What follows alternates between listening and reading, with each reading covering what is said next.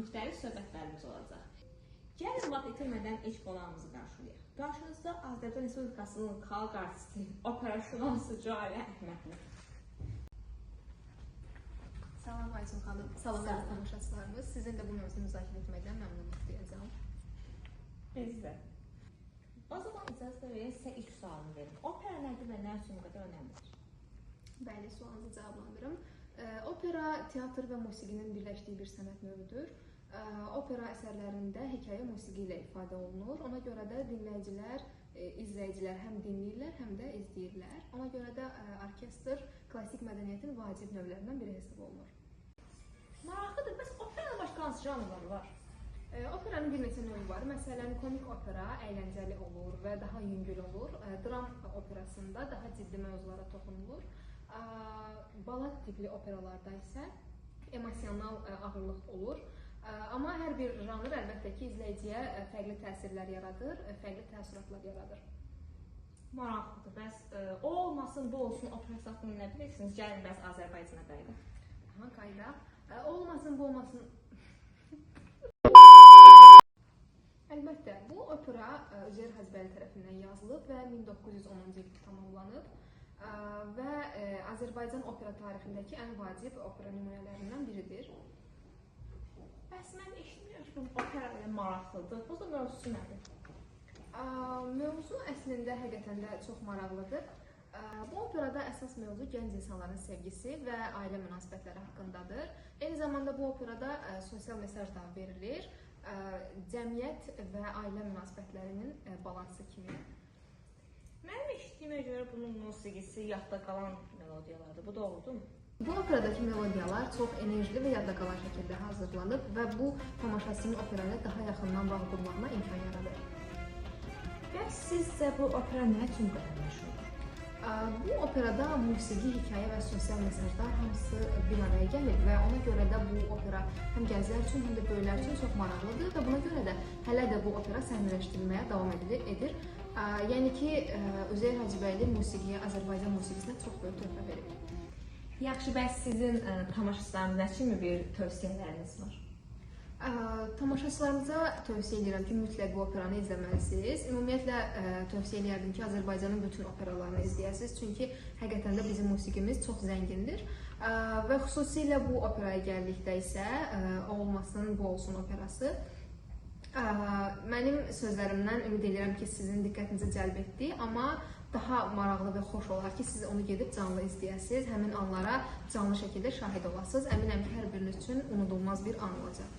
Bəli, mən də əminəm ki, tamaşaçılarımız böyük bir əksəriyyət gedib bu operanı canlı izləyəcəklər. Gəlin, indi bir yerdə bu operadan bir səhnəyə baxaq.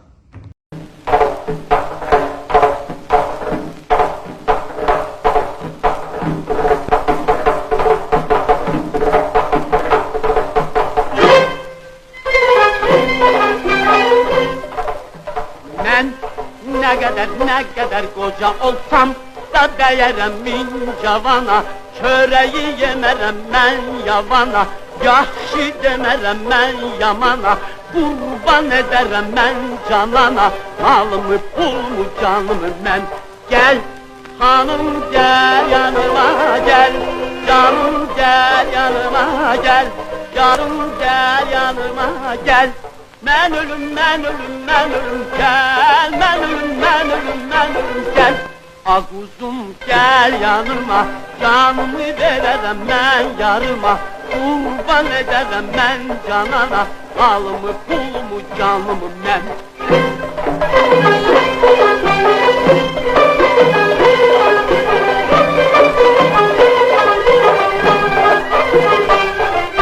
Gəl, hanım gəl yanıma gəl, canım gəl yanıma gəl, yarım gəl yanıma gəl. Mən ölüm, mən ölüm, mən ölüm, gəl, mən ölüm, mən ölüm, mən ölüm, gəl. Ağuzum gəl yanıma, canımı verərəm mən yarıma, qurban edərəm mən canana, malımı, pulumu, canımı mən.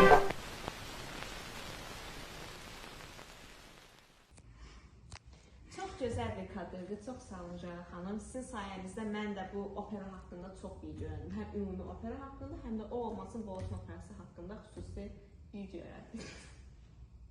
Təşəkkür edirəm. Mən də çox məmnunluq duyuram ki, həm tamaşaçılarımıza, həm də sizə operamızla bağlı məlumatlar ötürə bildim və ümid edirəm ki, həqiqətən də sizin üçün maraqlı oldu, xoş oldu və izləyəcəyinizə əminəm. Sağ olacaq.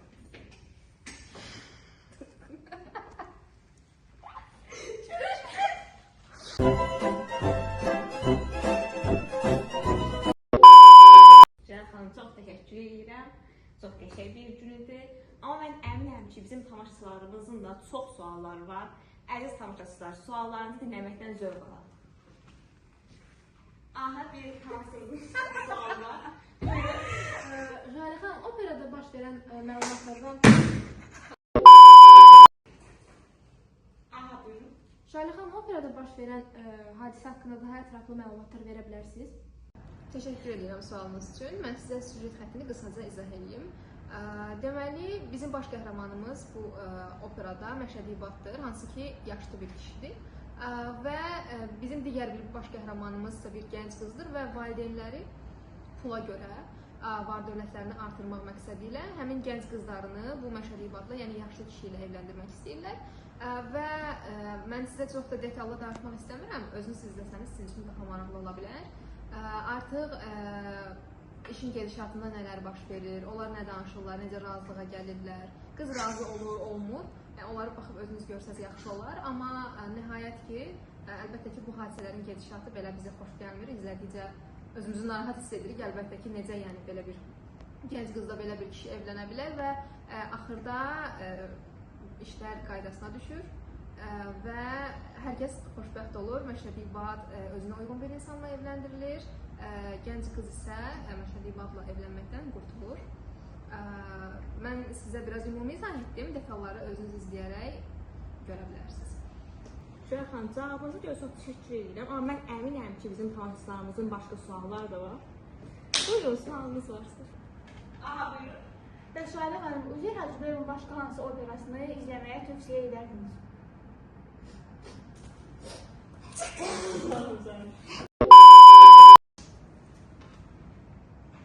Üzeyir Hacıbəyovun başqa da çox məşhur və sevilən operaları var.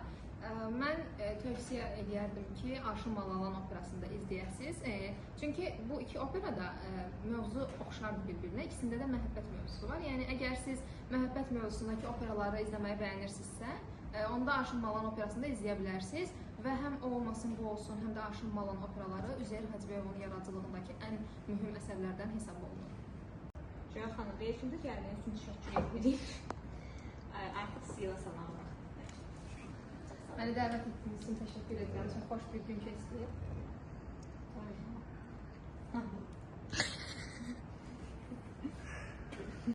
Əziz tamaşaçılar, bundan sonraki Məhəc xanımla olan görüşümüz onlayn formda xərclidir. Çünki o hazırda xaricdədir və xaricdə Azərbaycan musiqisi ilə xarici musiqi arasındakı oxşar və fərqli cəhətləri öyrənir.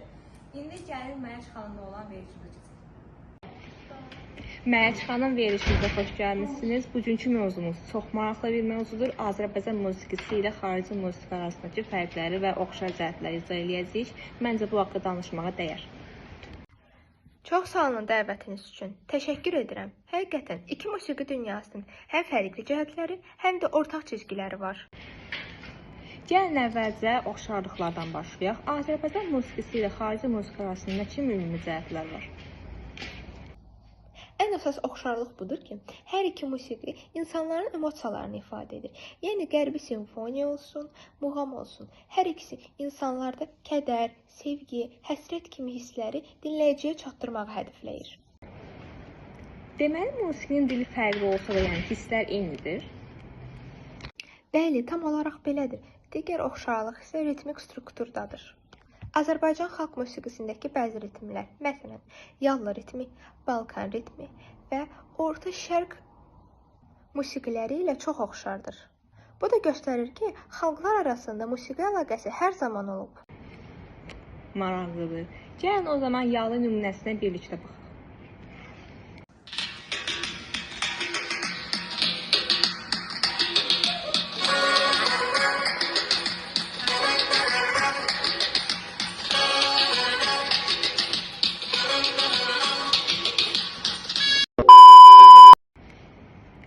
gözəl idi. Gəlin indi birlikdə fərqli cəhətlərə keçək. Azərbaycan musiqisi ilə xarici musiqi arasında neçə fərqli cəhətlər var? Ən böyük fərq musiqi sistemindədir. Xarici, xüsusilə qərbi, 7 pilləli diaqnostik sistemə görə, yəni klassik nota əsaslanır. Azərbaycan musiqisi isə şərq modlarına görə əsaslanır, yəni muğam dəstgahlarına görə əsaslanır. Buna görə də muğam daha fərqli, daha emosional və daha yanıq səslənir. Bunu insanlar eşidəndə dərhal hiss edir, yəni sanki muğam bizi başqa bir dünyaya aparır. Doğrudur.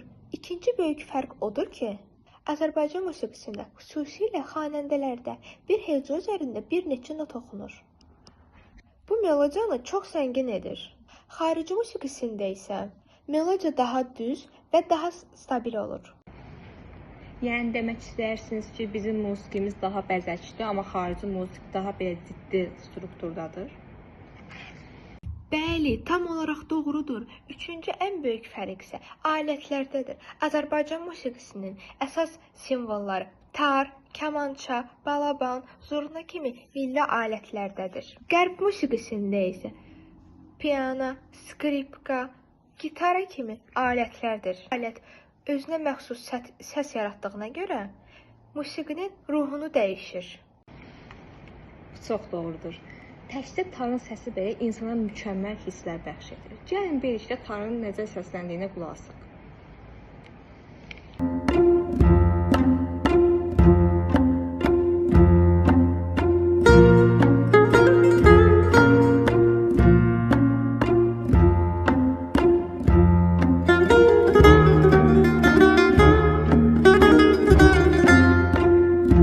Çox gözəldir. İndi isə buyurun Mərc xanım, davam edək.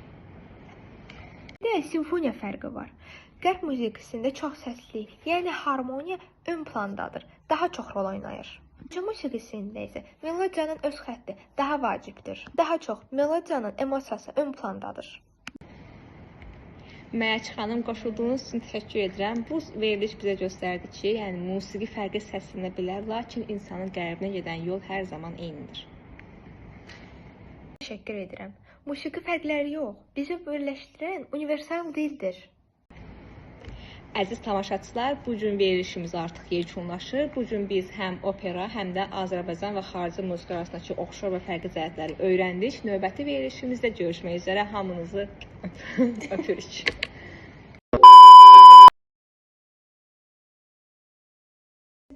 Qızlar sakit. Çox gözəl bir kadrdir. Hə, təzə. Çox asırmam gəldi. Asırmam gəldi dəqiqə. Asıram.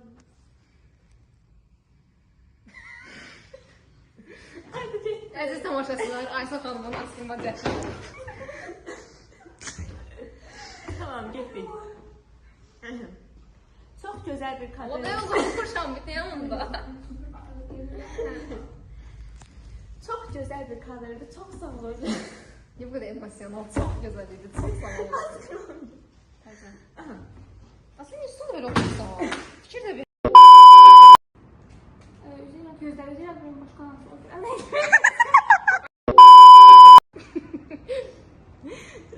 Kəsin başlayacağım. Şərəfəm, çox təşəkkür ediyorum.